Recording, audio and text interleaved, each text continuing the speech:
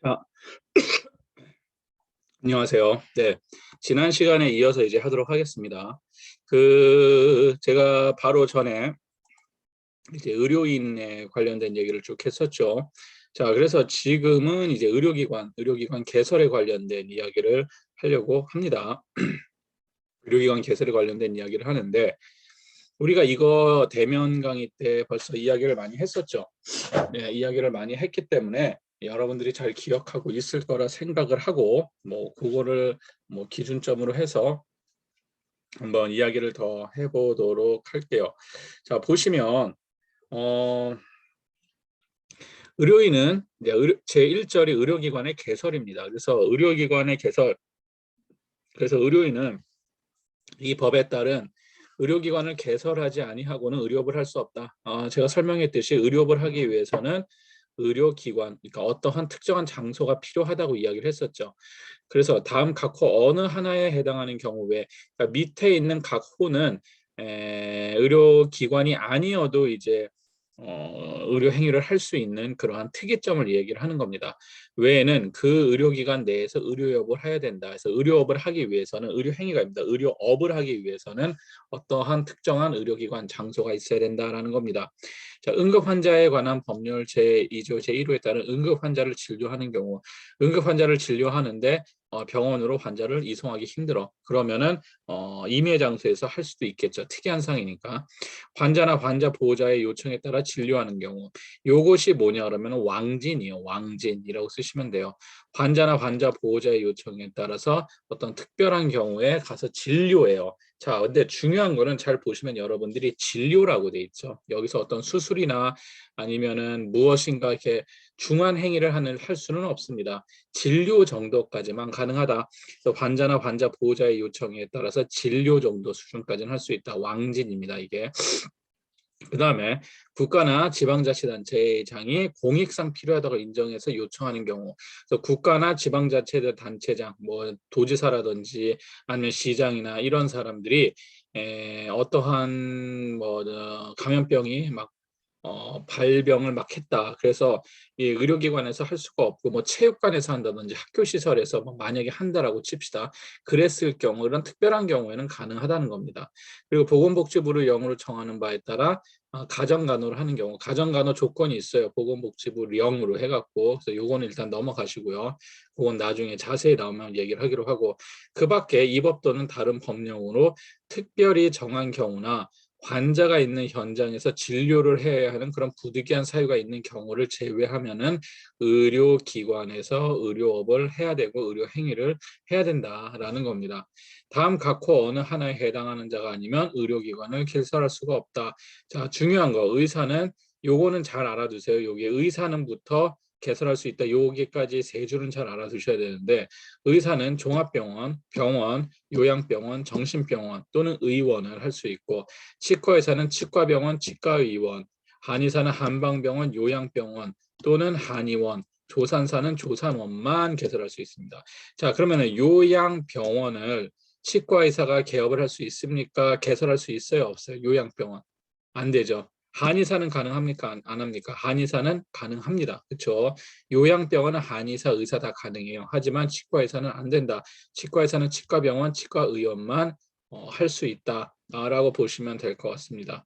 자, 그 요양병원만 잘 여러분들이 기억하고 계시면 될 것 같아요. 한의사도 가능하다라는 거. 자, 그다음에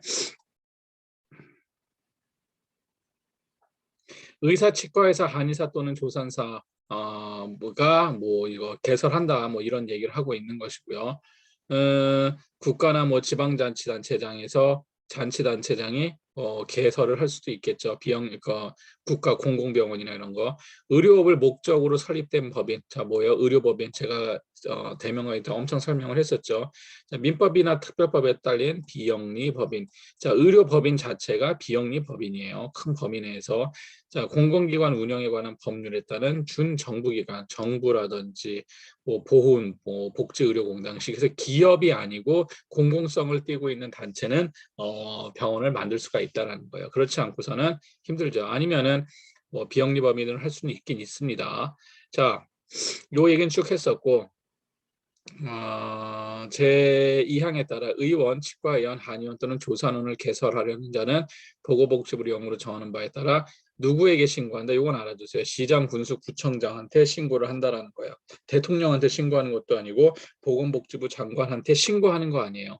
보건복지부 령을 따라 하지만 신고는 어디 하냐? 행정적인 절차이기 때문에 시장, 군수, 구청장한테 신고를 한다라고 하시면 될 것 같습니다. 제2항에 따라서 종합병원, 병원, 치과병원, 한방병원, 요양병원 또는 정신병원을 개설하려면 33조 2항에 따라 시도 의료기관 개설위원회 심의를 거쳐서 쭉 중요한데 중요한 건 요것만 주시면 돼요. 시도지사의 허가를 받아야 한다라고 여러분들이 아시면 될 것 같습니다. 그러면 앞에 거하고 뒤에 거의 차이가 뭡니까? 앞에 거는 신고, 뒤에 거는 허가죠. 똑같이 시도지사, 군수, 여기는 시도지사고 위에 거는 시장, 군수, 구청장. 자, 뭐가 차이가 있습니까? 위에 건 신고고 위에 건 허가예요. 위에 건 뭐예요? 의원이에요. 의원, 작은 거. 의원은 신고하면 돼요. 밑에 거는 허가를 받아야 돼. 허가제는 뭐예요? 면허자라고 면허는 아니지만 면허같이 생각을 하면 되죠. 그러니까 아무나 할 수 있는 게 아니야. 일단 병원은 아무나 설립하지 못하게 막아놨어. 하지만 어떤 조건을 통과하는 자들한테만 허가해 주는 거란 말이에요. 그래서 의사라고 다 병원을 다 설립을 할 수가 있을까요? 할 수는 있는 첫 번째 조건은 되지만 그렇다고 의사라고 의원 내듯이 신고하는 수준을 하는 게 아니에요. 굉장히 준비해야 할 게 많다라는 거예요. 그게 만족돼야지만 허가를 받아갖고 한다. 개설 허가증을 받는다라고 보시면 될 것 같습니다. 자, 그래서 시설 기준이 맞아야 되고 병원을 차리려면서 3, 4번은 3번은 의원, 4번은 병원이에요. 그러니까 동시에 묶어서 생각하지 마세요. 다른 겁니다. 의원하고 병원은 분명히 뭐로 달라요? 침상수로 다르고 개설 과목 자체가 다르죠. 어떠한 과도 다르고 자 이렇게 되어 있어요. 그래서 쭉 구분되고 자 개설 허가를 할 수 없는 거는 시설이 맞지 않으면 당연히 개설 허가를 해줄 수가 없죠. 이건 병원에 대한 얘기입니다. 자 그리고 수급 및 관리 계획이 적합하지 않다. 요거는 여러분들이 지금 알 필요는 없을 것 같아요. 요건 넘어가시고요. 그 다음에 보면은 개설 장소를 이전하거나 개설에 관한 신고 또는 허가 사항 중 보건복지부령으로 저는 중요 사항을 변경할 때는 요거는 넘어가도 될 것 같다. 여기서 중요한 건 요겁니다. 7번째 동그라미. 자 뭐냐 그러면은 6, 7번은 6번은 그냥 한번 읽어보시는데 조산원을 개설하는 사람은 누가 개설할 수 있어요? 조산원은 조산사가 할 수 있죠. 조산사는 누구예요? 의사예요? 간호사예요? 간호사죠. 그러면 간호사기 때문에 반드시 지도의사가 있어야 돼요. 조산원을 하려면. 이유는 뭐다? 조산사도 간호사기 때문에 간호사는 뭐라 했습니까? 자기 마음대로 모든 걸 다 결정할 수 있는 그런 권한이 없다라 그랬죠. 법적으로. 그러다 보니까 의사가 꼭 있어야 돼요. 그래서 지도의사를 정한 상태에서 가능하다라는 것이고 자 7번이 중요한데 다음 각호 어느 하당에 해당되는 경우는 의료기관을 개설할 수가 없습니다. 어떤 경우에 의료기관을 개설할 수 없냐? 약국 시설 안이나 구내인 경우 무슨 얘기냐면은 병원 내에다가 약국을 만들 수 있다 없다.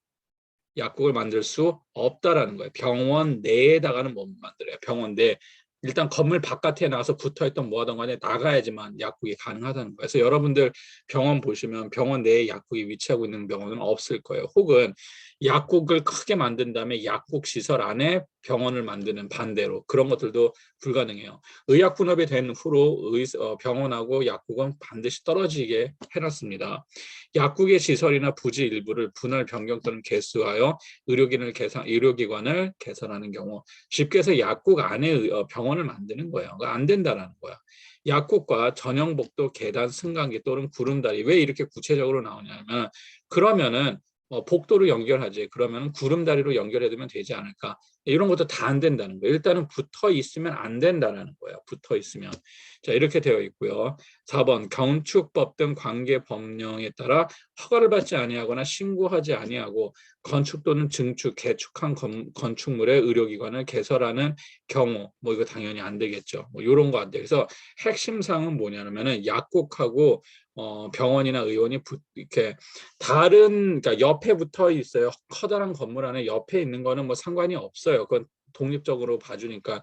그런데 병원 안에다 약국을 개설한다든지 약국 안에 병원을 개설한다든지 혹은 약국하고 병원이 다른 건물이지만 구름다리로 직접 연결이 된다든지, 그러니까 무엇인가 그렇게 연결시키는 것은 금지시켰다라는 겁니다.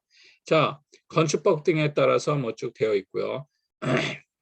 그리고 중요한 거 여기죠. 이거 줄치세요. 의료인은 어떠한 명목으로도 둘 이상의 의료기관을 개성 운영할 수가 없다. 그러니까 자기 면허를 가지고 한 개밖에 운영할 수가 없다는 거예요. 다만 이 둘 이상의 의료인 면허를 소지한 자가, 예를 들어서 한의사 면허와 의사 면허 두 개를 가지고 있는 사람입니다. 이런 소지한 자가 의원급 의료기관을 개설하는 경우에는 하나의 장소에 한해서 면허 종별에 따른 의료기관을 함께 개설할 수 있다. 무슨 얘기냐? 내가 의사 면허도 있고 한의사 면허도 있다. 그러면 하나의 건물 안에 의사, 의원, 한의원이 동시에 존재할 수가 있다라는 거예요. 떨어뜨려서 존재할 수 있다. 떨어져선 존재할 수 없어요. 왜요? 인간이 하나이기 때문에. 그 얘기를 하고 있는 거고요.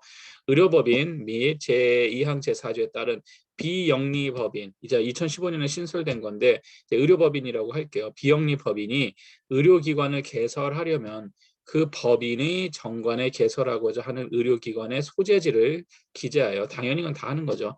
대통령령으로 정하는 바에 따라 정관이라는 거는 기업 같은 데 보면은 정관이라 해서 이제 그 법인체 기업들은 그 회사의 법적으로 어떻게 설립이 되었고 주식은 어떻게 형성되어 있고 대표이사는 어떻게 되어 있고 이사회는 어떻게 구성되어 있고 해서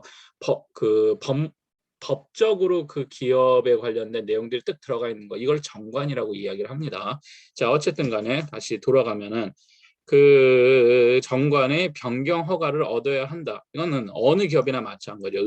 병원뿐만 아니라 이 경우 법인의 주무관청은 정관의 변경 허가를 하기 전에 그 법인이 개설하고자 하는 의료기관이 소지한 시도지사 또는 시장 군수구청장과 뭐 협의해야 된다. 뭐 요건데, 요거는 이제 법인체 설립에 관련된 거기 때문에 여러분들이 뭐 지금 이렇게 막 힘들게 뭐 이해하고 넘어가실 필요는 없을 것 같아요. 뭐 그렇게 그냥 의료기관은 의료법인, 그러니까 비영리법인만 설립이 가능하다. 뭐 그 정도까지만 아시면 될 것 같습니다.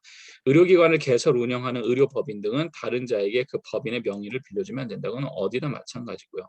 자, 그 다음에 의료기관 개설위원회 설치 등, 그래서 의료기관 개설 허가에 관한 사항을 심의하기 위하여 시도지사 소속의 의료기관 개설위원회를 둔다. 요거 단어만 하나 알아주세요. 의료기관 개설위원회.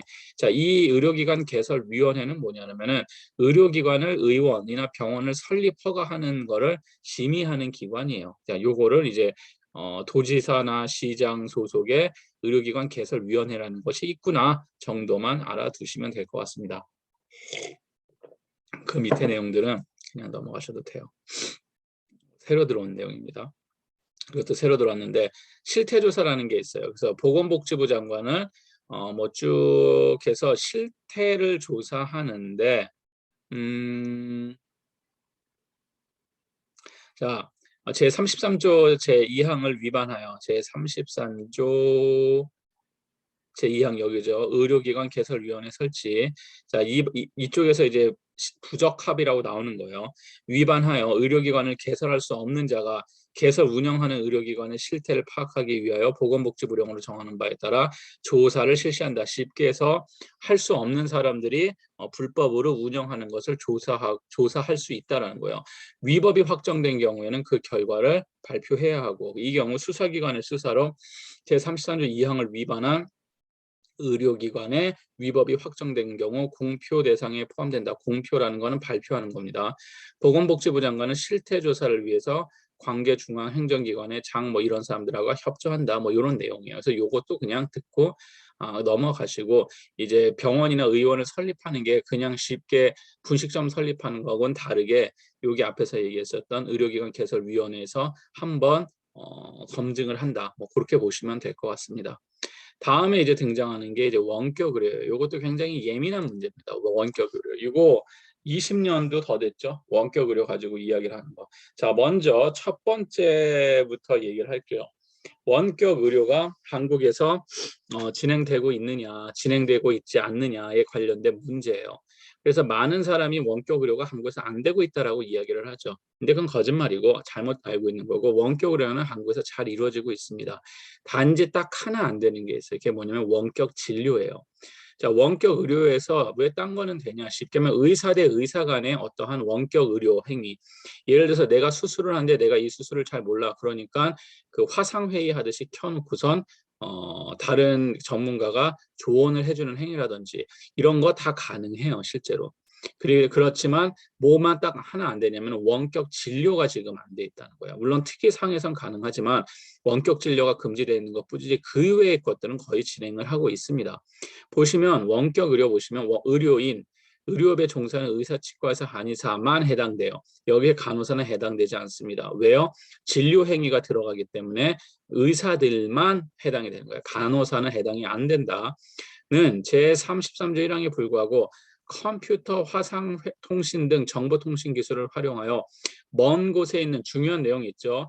환자가 아니라 뭐라고 썼습니까? 의료인에게 의료 지식이나 기술을 지원하는 원격 의료를 할 수 있다. 원격 의료 한국 가능합니다. 누구 대 누구 관계, 의료인 대 의료인 관계는 가능하더라.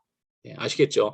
의사 대 의사 간의 어떠한 화상이나 이런 화상이나 컴퓨터를 통해 갖고 의료에 관련된 어떤 조언을 한다든지 이런 거를 하는 거는 얼마든지 가능하다는 거예요. 원격 의료를 행하거나 받으려는 자는 보건복지부령으로 정하는 시설과 장비를 갖추면 돼요. 근데 여기서 말하는 이 시설과 장비를 갖춘 것도 의사 대 의사, 그러니까 누군가가 화상으로서 수술하는 거에 조언을 해주기 위해서는 그런 게 수술실에 카메라도 필요하고 뭐 다 같이 필요하잖아요. 이런 걸 갖춰야 된다는 거예요. 원격 의료를 하는 자, 원격지 의사라고 할게요. 원격지 의사는 환자를 직접 대면하여 진료하는 경우와 같은 책임을 진다. 예. 내가 환자 수술을 하는데 원격지에서 보고서 하다가 하는 것도 동일한 책임을 진다라는 거예요. 원격지 의사의 원격 의료에 따라 의료행위를 한 의료인이 의사, 치과의사 또는 한의사 인 경우에는 그 의료 행위에 대해서 원격지 의사의 과실을 인정할 만한 명백한 근거가 없으면 환자에 대한 책임은 제3항에도 불구하고 현지 의사에게 있는 것으로 본다. 자, 이게 무슨 얘기냐 그러면은 앞뒤가 자꾸 다른 얘기를 하는 건데, 자, 원칙적으로는 이렇게 이런 거예요. 쉽게 얘기하면은 제가 지금 만약에 미국에 있다라고 칩시다. 미국에 있고 지금 삼육서울병원에서 수술이 진행되려고 하는데 제가 미국에 있는 의사인데 제가 뭐 간 이식 수술의 대가라고 해봐요. 그런데 이제 딱 이렇게 카메라 같은 걸 다 설치해서 수술을 하려고 그러는데 이 수술하는 집도 내가 직접 못 하잖아요. 그러니까 현장에서 수술을 하는 의사가 있을 거 아니에요. 그렇죠? 그러면 나는 그 의사한테 여기를 봐라, 여기를 어떻게 해봐라고 가르쳐 주는 거예요. 가르쳐 주는데 원칙적으로는 내가 뭐가 있다? 그 책임을 갖고 있다라는 거예요. 근데 그렇게 했는데 환자가 죽었어. 그럼 책임을 누가 져야 되냐? 손에 칼을 들고 수술한 사람이 지어야 되냐? 멀리서 명령을 내린 사람이 지어야 되냐? 이 문제거든요. 원칙적으로는 원격지 의사, 멀리 떨어져서 명령을 내리는 저도 뭐가 있다? 책임을 져야 되는데 그 책임은 뭐냐면 내가 지식이나 특별히 잘못을 하잖아요. 예를 들어서 직접 칼 들고 수술한 사람의 잘못이 아니라 내가 잘못 판단해서 했다라면은 뭐 누가 책임이다? 내가 책임이지만 나는 일반적으로 잘 설명하는데 수술하는 사람이 내 말대로 하다가 실수를 했다든지 이렇다면 누가 책임을 지는 거다? 내가 책임을 지는 게 아니라 수술하는 의사가 책임을 진다는 거야. 삼육서울병원에서 직접 칼을 드는 의사가. 그런데 이 의사가 책임을 지는 것에서 빠져나가기 위해서는 내가 명백한 근거가 있어야 된다는 거예요. 그게 없으면은 원격지 의사가 보통 책임지지 않는다라는 내용입니다. 그래서 이게 법이라는 게 그냥 읽으면 이 말이 앞뒤가 안 맞는 얘기가 가끔씩 나오는 것처럼 들려요. 근데 여기서 하고 있는 거는 원칙적으로는 원격지 의사도 동일한 책임을 지지만 현실적으로 수술을 했을 때 문제가 발생을 했으면은 누가 책임을 진다? 칼을 들고 직접 현장에서 했던 의사가 책임을 지는 거예요. 그런데 이 의사가 나는 제대로 했지만 죽었어. 그럼 결국 명령을 내린 사람이 잘못한 거냐? 그거를 입증할 수 있으면은 원격지 의사가 처벌을 받지만, 근데 그런 경우는 극히 드물고요. 일반적으로 하다가 실수를 하거든요. 그래서 그렇기 때문에 현지 의사한테 책임이 있는 것으로 본다 이거. 이건 사고 났을 때. 자, 그다음에 의료기관 개설 특례라는 것이 있습니다. 제33조 제1항, 제2항 및 제4항에 따른 자 외자가 뭐 그 소속 직원, 종업원, 그 밖의 구성원, 아니 그 가족의 뭐 이나 그 가족의 건강 관리를 위해 부속 의료기관을 개성을 하려면 그 개설 장소를 관할하는 뭐 시청 뭐 여기다가 신고해야 된다. 요거 그냥 넘어가세요. 이거 넘어가시고요. 제 36조는 준수 사항인데, 그러니까 그 병원이나 의료기관에서 무엇을 준수해야 되냐 이런 것만 보시면 되는데, 자, 시설 기준 및 규격에 관한 사, 여기 보시면 의료기관은 종류에 따라서 시설 기준이 정해져 있습니다. 그리고 규격, 사이즈 같은 것도 다 정해져 있어요. 거기 들어가는 어떠한 뭐 방이나 침대나 재질이나 이런 게 다 들어가 있단 말이야. 안전관리 시설 기준, 그리고 의료기관 및 요양병원의 운영 기준, 뭐 이런 거 다 있습니다. 이건 전지 취업을 해봐야지 여러분들이 볼 수가 있어. 그리고 고가 의료 장비의 설치 운영 기준 이런 거, MRI라든지 이런 것들, 의료기관의 종류에 따른 의료인 등의 정원 기준, 뭐 인원에 관련된 거, 그리고 급식 관리 기준, 이거는 입원하는 병원들에서 필요한 내용들이겠죠. 그리고 의료기관의 중요한 거, 위생 관리 기준, 그리고 의료기관의 의약품 및 일회용 의료기기 사용에 관한 사항. 일회용 의료기기는 어떻다? 절대로 2번 사용하면 안 된다라고 이야기를 했었습니다. 자, 그리고 의료기관의 감염병 예방 및 관리에 관한 법률, 뭐 이런 것들이 있더라. 이게 쭉 뭐 보시면 될 것 같아요. 그 다음에 뭐 감염 얘기하는 거고. 자, 그 다음에 이제 조금 여러분들이 좀 눈여겨볼 거는 공중보건의사 등의 고용금지입니다. 자, 줄여서 공보의라고 표현을 해요. 자, 공보의라고 표현하는데, 공중보건의사는 뭐냐 그러면은 남성들은 군대를 가잖아요. 군대를 가는데 군대를 안 가는 사람들도 있어요. 여러분들 같은 경우에도 그 산업체로 빠질 수가 있잖아요. 그렇죠? 의사들은 마찬가지죠. 의사들이 제일 많이 군대를 가는 방식은 현역으로 가면 군의관으로 가죠. 군의관으로 해서 장교로 복무를 한단 말이에요. 그래서 대비 제대를 하고 이런 식으로 복무를 하고, 그렇지 않은 사람들은 공보위라는 걸로 가요. 공보위는 뭐냐면은 농어촌 시골이나 이런데 의료 인력이 부족하잖아. 그러니까 군 생활 대신 거기서 시골 의사 한다고 보시면 돼요. 저기 의사들이 아무도 가지 않으려는 그 시골 이런 데에서 근무한다라고 보시면 될 것 같습니다. 그들을 뭐라고 부르냐? 공보위라고 불러요. 의료기관 개설자는 농어촌 등 보건의료를 위한 특별조치법 제5, 제2에, 여기 농어촌 등 보건의료를 위한 특별조치법에서 농어촌이 등장을 하죠.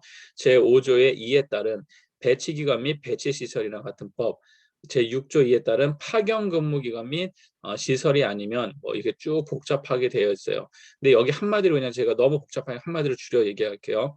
여기 어디에 줄치시냐면은 공중보건의사에 줄치시고 이 마지막 줄에 당직 의료인에 줄치시면 됩니다.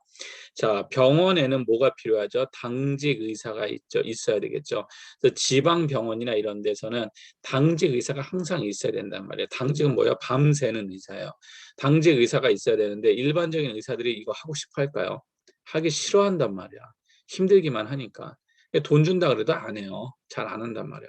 그러면 당직 의료인을 누구를 갖다 쓰냐면은 공보위를 갖다 쓰는 경우가 많이 있어요. 근데 왜 이것이 금지되어 있냐면은 공중보건 의사는 자기가 근무하는 지역을 이탈할 수가 없습니다. 자기가 근무하는 지역을 이탈해 갖고 있을 수가 없단 말이야. 내가 만약에 저기 뭐 태백, 강원도 태백에 있는데 강릉으로 이탈할 수가 없어요. 군대랑 똑같기 때문에. 그래서 있어야 되는 지역이 있어요. 그렇지만 공중보건의는 일반 뭐 군대 갔다 온 남자분들도 있겠지만 학생들도 있는데 어떻습니까? 군대는 어때요? 일과 시간이 있고 일과 시간이 끝나도 내무반 생활을 한단 말이에요. 일반적으로 현역 가면은 하는데 공중보건의는 그게 아니야. 퇴근 시간이 있어. 퇴근 시간이 있으면은 그 퇴근 시간 이후는 자유예요. 자유인데 원칙은 이탈을 하면 안 되든지 이탈을 해도 모르잖아요. 잘. 그러다 보니까 어떻게 해요? 당직 의료인으로 당직을 쓰는 공보위들이 많아요. 왜요? 돈을 받으니까. 공보위 해봤자 돈 얼마 못 받거든요. 군인 대신 하는 거기 때문에.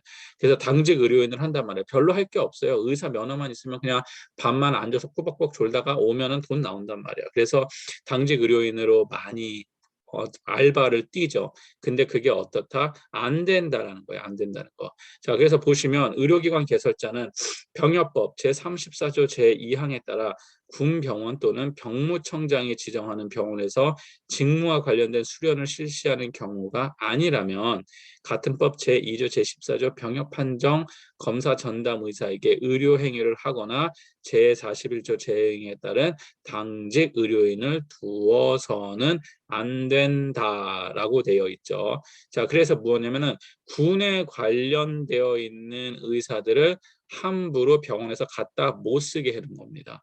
원칙적으로 따지면 그들은 군인이거든요. 근데 물론 신분은 군인이 아닌데 군대에 가는 거 대신 갔잖아. 그렇기 때문에 이제 그런 식으로 하지 말라는 거예요. 그런데 실제로 암암리에 진행이 되죠. 왜냐하면 서로 간에 이득이 매칭이 되니까. 왜냐하면은 사설 병원 같은 경우는 당직이가 필요한데 하려는 사람이 없지.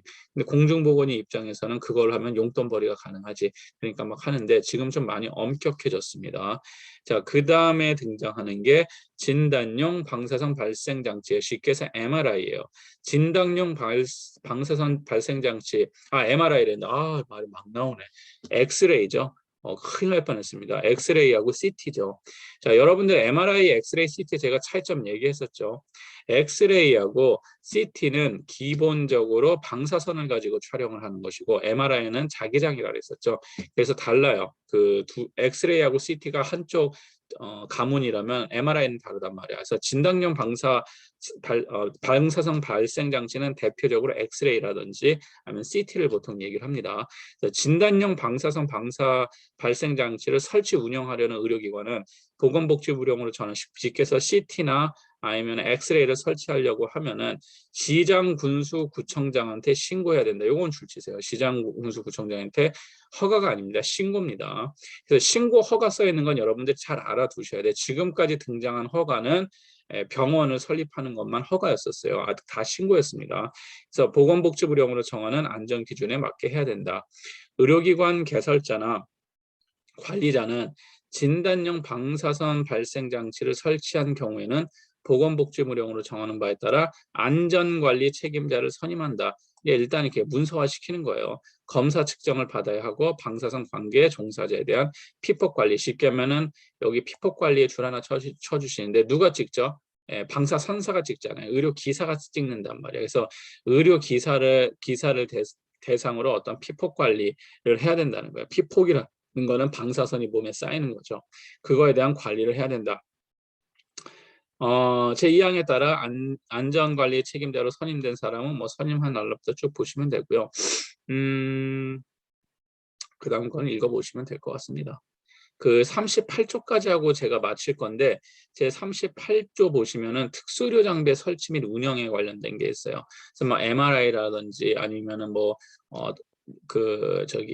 요로결석 같은 거면은 돌 깨는 기계라든지 제가 지금 명칭이 생각이 안 나는데 뭐 그런 것들 있으면 의료기관은 보건의료 시책상 적정한 설치와 활용이 필요하여 뭐 의료 장비 정말 그러면 의료 장비를 설치 운영하려면 이것도 뭐다 여기 앞에서는 뭐였습니까? 피폭 장치는 어떤 거예요? 신고였었죠. 근데 특수의료 장비는 자, 특수의료 장비가 위험할까요? 아니면은 그 방사선이 발생되는 장비가 위험할까요? 방사선이 위험하죠. 방사선은 신고예요. 방사선이 나오는 장비는 그냥 특수의료 장비, 고가의 특수의료 장비는 그러면은 뭐다? 방사선만큼 위험하지 않아요. 그러다 보니까 어떻게 한다? 자, 요거에 따라서 등록제예요. 신고가 아니라 등록이에요. 등록이 제일 약한 거고 제일 쉬운 거고 그 다음에 신고 그 다음에 허가거든. 자, 등록을 해서 하면 돼요. 등록은 그냥 사놓고선 등록만 하면 돼요. 나 이런 거 있습니다 라고 올리기만 하는 거야. 신고는 관리를 해야 된다는 의무가 붙어요. 하지만 등록은 그냥 등록만 하고 쓰면 되는 겁니다. 자, 그래서 여기 쭉 보시면은 뭐 품질 관리를 받는다 뭐 이렇게 돼 있잖아요. 품질 관리를 받는다는 뜻만 있지 앞에서 했었던 어떤 안전관리 책임자라는 어떤 조금 중요한 중책을 맡은 사람이 등장하지가 않죠. 그래서 신고를 하는 그러한 기기에는 안전관리 책임자라고 그러니까 왜냐하면 그거를 관리를 해야 된다니까 그만큼 위험하기도 하고 그만큼 주의를 드려야 돼 주의를 기울여야 되는 장비라는 것이고 특수의료 장비 같은 거는 가격은 비싸지만 뭐 그렇게 위험한 장비는 아니란 말이에요. 그렇기 때문에 그냥 등록제로 간다. 그래서 등록에 줄 꼭 쳐주시고 반드시 기억하시고 자 진단용 방사선 발생장치는 신고다. 신고고 그러다 보니까 안전관리 책임자가 있어야 된다. 뭐 그 정도까지만 아시면은 훌륭할 것 같습니다. 자 그러면은 오늘 수업은 여기까지 하도록 하고요. 다음 시간은 또 대면 수업이죠. 그래서 대면 수업에는 이제 39조부터 쭉 해서 뭐 휴폐업부터 해서 쭉 당직 의료인에 관련된 내용을 더 하도록 하겠습니다. 자, 여러분들 1, 2, 4주까지 진행이 됐는데 5주차 올 때는 이 반드시 요거를 뽑아 오시든지 아니면은 뭐 패드에다 옮겨 오시든지 꼭 갖고 와서 같이 보면서 진행을 하도록 할 테니까 꼭 가지고 오시기 바랍니다. 자, 그럼 오늘 수업은 여기까지 하도록 할게요. 자, 수고하셨습니다. 다음 주에 학교에서 보도록 하겠습니다. 예, 다음 주에 봐요.